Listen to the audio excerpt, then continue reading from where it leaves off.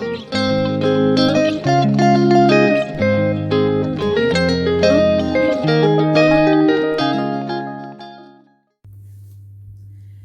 à toutes et à tous, aujourd'hui je vais vous montrer comment dégager les zones que vous avez, qui sont contractées chez vous à la suite du constat que vous avez pu faire par rapport au scan mental sur la précédente vidéo.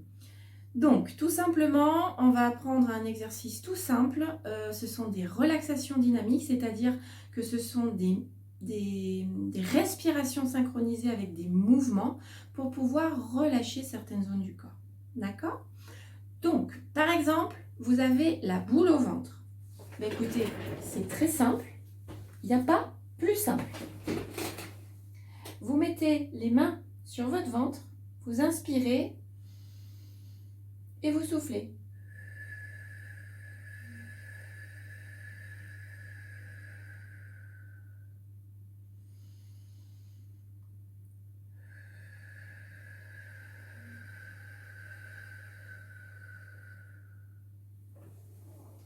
Voilà.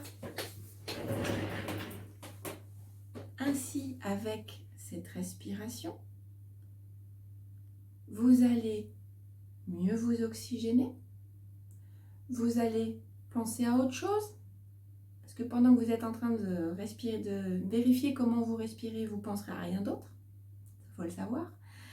Vous lâchez prise un petit peu. Et en même temps, ce mouvement, finalement, c'est un automassage.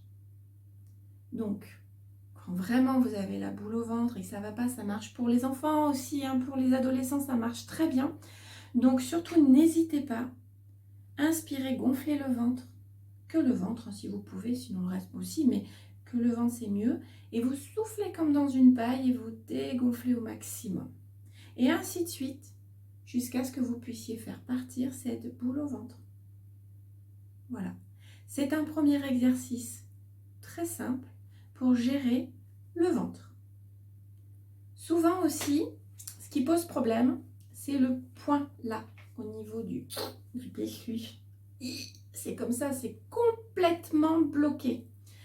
Alors pour arriver à débloquer, c'est quoi? C'est ouvrir la cage thoracique.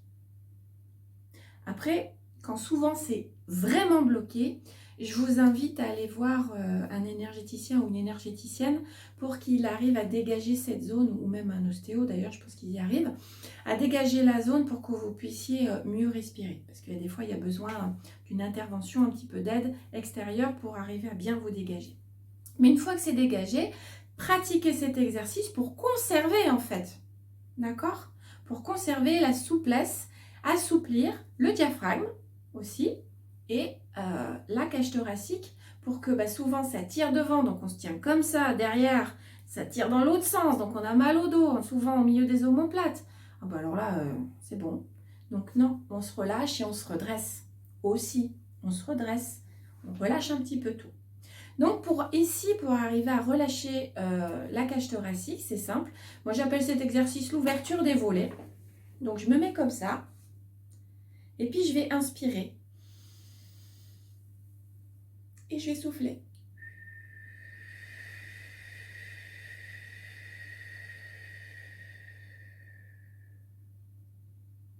Voilà, je me tiens bien droite. J'inspire. Et...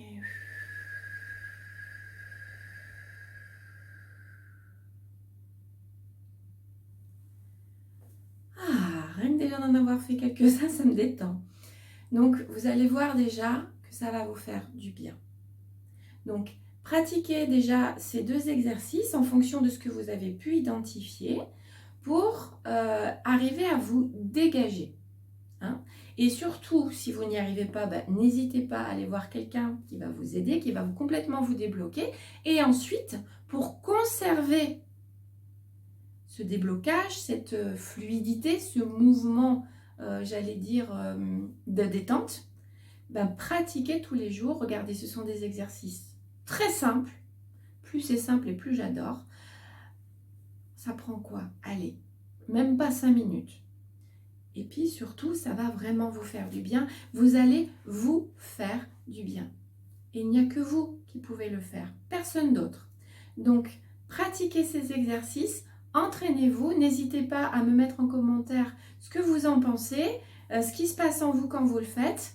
Abonnez-vous à la chaîne Lumière en Soi, likez cette vidéo et surtout partagez-la si vous pensez que de nombreuses personnes ont besoin de respirer.